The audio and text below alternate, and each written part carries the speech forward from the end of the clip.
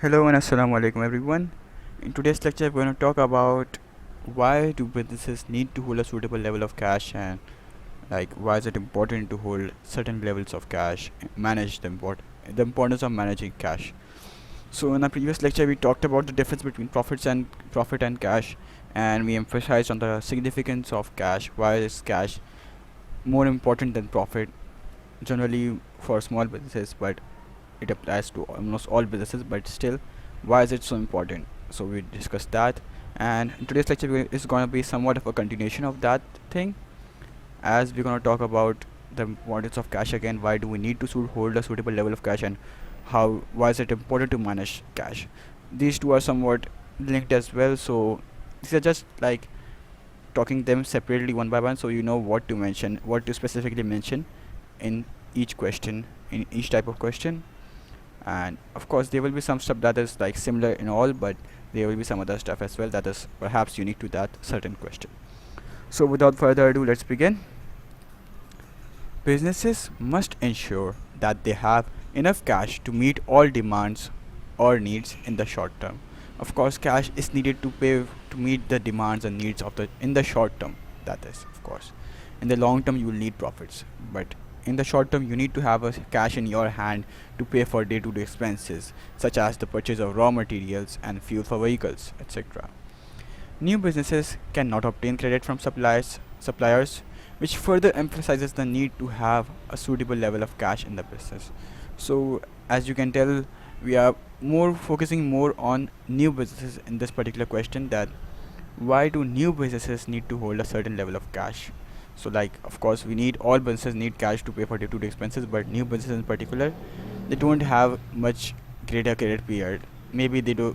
Suppliers ask them to pay at the but when the sale is made directly, or perhaps a small credit period like 1 week or 2 week. That's it. They don't get much longer periods like a month or 2 month. Okay, they have to pay in the short term only. Quite a less credit period. It is important in long run for a business to make profits. However, in the short term, cash flow and liquidity issues are of more importance, as many profitable businesses fail early on because of insufficient liquidity, or you can say illiquidity. Illiquidity, I don't mean insufficient illiquidity, it means like insufficient liquidity, or you can say illiquidity. So, illiquidity is basically insufficient liquidity, just in case you get confused with that. Okay, so yeah, this point also we have covered in the last lecture, that okay, profitable businesses can also run out of cash. How is that? Because some sales are credit sales as well, which are accounted in profits, but we don't account that in cash because we don't receive the cash until after the credit term has ended. So yeah, holding a sufficient level of cash is necessary to ensure that short-term liabilities are met, and that the day-to-day needs of the business can also be covered. So we need to have cash for the short-term liabilities as well, not just for the day-to-day needs. Short-term liabilities could be like you might have some loans, or like of course you have to pay for suppliers, and there could be other rents, etc. as well. So all of these need to be paid. Businesses may overtrade, that is, a business may be expanding too rapidly without the necessary finance, because of which cash flow shortages develop. So basically, what happens is that the business might have used overdrafts or other loan finance basically for expansion, and now they don't have enough cash to pay back their debts. Okay, they might have used short-term loans which need to be repaid in the short term, of course, but you don't have enough cash now to repay for that because they have used that somewhere else. We have used that to purchase machineries. They have used that to pay your other goods, your inventories, etc. You don't have the cash now. Perhaps you're making a profit, but again, you don't have the cash right now. You will have it after a certain time. So because of that, it creates a problem. So you need to have a certain level of cash at all times. Failure to pay suppliers on time might mean that suppliers won't be able to meet the special needs of the business. So special seasonal orders in response to an unexpected demand increase. This is what special needs mean. Okay, so you won't be able to order special season orders. Okay, suddenly the demand increases, so you want, okay, I want more I want more orders. I want to place more orders to supplier, but suppliers are like, nah, you don't pay on time. I'm not giving the orders to you. Instead, they might cater to your competitors. Okay, the competitor is more. He pays the supplier on time, so because of that, the supplier is instead fulfilling the needs, special needs of your competitor. Now this creates a more problem for your business because now your competitor has more stocks, you don't, and you can't benefit from that demand increase. So that creates a problem. You need to have good relations with your suppliers by paying them on time, because if you don't, then of course such things can happen.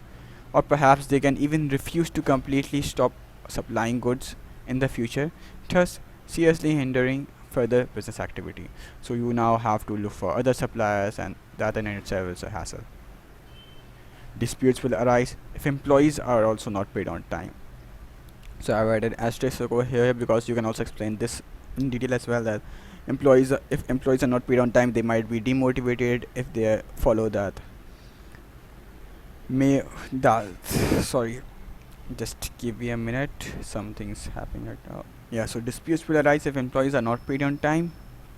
Well, if they're not paid on time, then particularly those employees who are motivated by Taylor's theory, who are money motivated, they will get demotivated. They won't be productive enough. So that way, your production levels couldn't, productivity will decrease. Efficiency of business operations will decrease. Okay, and if the payments are further delayed, perhaps there will be an increased labor turnover, because of which your production process will be halted, or your production process will be slowed down, and eventually you'll need to hire new employees. That adds further cost to the business. So overall, it creates problem. Okay, you need to have certain cash to pay to your suppliers, you need to have cash for your employees, you need to have cash for your to pay your short-term liabilities like your overdrafts, etc., that you might have used for expansion or purchasing machineries, anything. Okay, so you need the cash. The basic idea behind all this thing is that you need to have a certain level of cash. So when this question comes in exams, what you can say is that all these points you can add, and you can say that okay, we need to have cash. And whenever they say why, you need to tell them what will happen if you don't have that certain level of cash that you have just discussed now, that supplier problems will there, employees, and then your business might, your reputation with your lenders might stop lending you money as well. Okay, the banks, if they are not paid on time, overdrafts perhaps, like, or your secured loans basically. So if you have given your assets to a bank, but as a security, as collateral, but you are not unable to pay the debt, then of course the bank is going to use your asset, that collateral, because you default in payment, because of the default in payments. So you lose that asset, hence that's also a big loss. Okay, so all of these you can just define, you can elaborate all of that, I hope. So that's what we are done with this topic. Now let's move on to some other topic that is very similar to this. Now we're going to talk about why is it important to effectively manage the levels of cash. Now previously what we just discussed was why we need a suitable level of cash, and now we need to talk about effectively managing the level of cash. Both the questions are somewhat similar, but you need to, when we say the managing the levels of cash, we don't mean that we need a certain level of cash always or time. We also mean what will happen if there is some extra cash. Over there we were just discussing about what if we don't have that level of cash. Now we'll discuss that okay, there's a certain level of cash that needs to be there. If you can't have more of that cash, neither you should have less cash. So that's what we're going to discuss now. So having cash allows a business to continue its operation. We've talked about that. Managing the cash resources and making sure the business has enough to meet its needs, that is to pay wages, buy supplies, etc., is absolutely critical. A key management tool provides information about cash flow over a future period and provide the basis for action to remedy the situation before it appears. So if you have a good cash flow forecast, perhaps like a key management tool is there. Okay, cash flow forecasting is a key management tool. We have talk about that right now, but we're going to talk about them in the future lessons. But cash flow forecasting is basically the forecast that you create. Okay, how much cash will come into the business and go out of the business. This provides information about your cash flow, so using that could be helpful to manage your level of cash. Okay, how? Because it tells you when will you have extra cash outflow, so you can take action to remedy the situation before it appears. Perhaps show that to banks, okay, I will have certain cash outflow at this time, I need cash to pay for that those particular expenses, so I need loan for that, but after 1 2 months I will have enough profits to pay to you, so I will pay back the loan at that time. Okay, so you that's how you can use your cash flow forecast. Okay, I'll add that over here as well. A key management tool basically is how your cash flow cash flow forecast. Okay, CFF is what I use generally for cash flow forecast. That is basically your key management tool. Okay, so moving on, cash flow management is the control of cash. Okay, how you control your cash. Management accountants deal with a range of cash issues, such as ensuring that sufficient cash is available for investment and not tied up in inventory, or putting in place procedures for chasing up outstanding debts. So you need to level up by when how do they maintain, how do they manage the levels of cash? Okay, they ensure that they have enough cash for investment. They ensure that not most of it is tied up in inventory. What do we mean tied up inventory?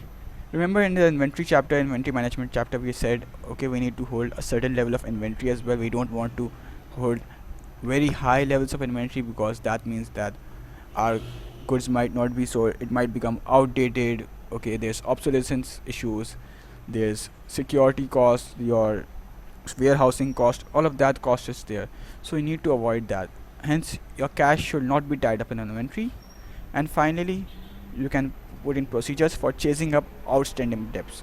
Outstanding debts mean that okay, your customer has not paid on time, you have to chase them. Okay, so that's how you need to have cash flow management. You need to control your cash, you need to manage the levels of cash. Companies looking only at earnings and not managing cash flows are unlikely to survive. Okay, you don't only look at your profits, you also need to look at cash flow.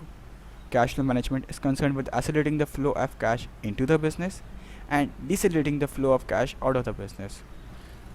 So cash flow forecasting and cash flow management are both critical to the financial health and survival of a business. The simple goal of effective cash flow management is to have enough cash on hand when the business needs it.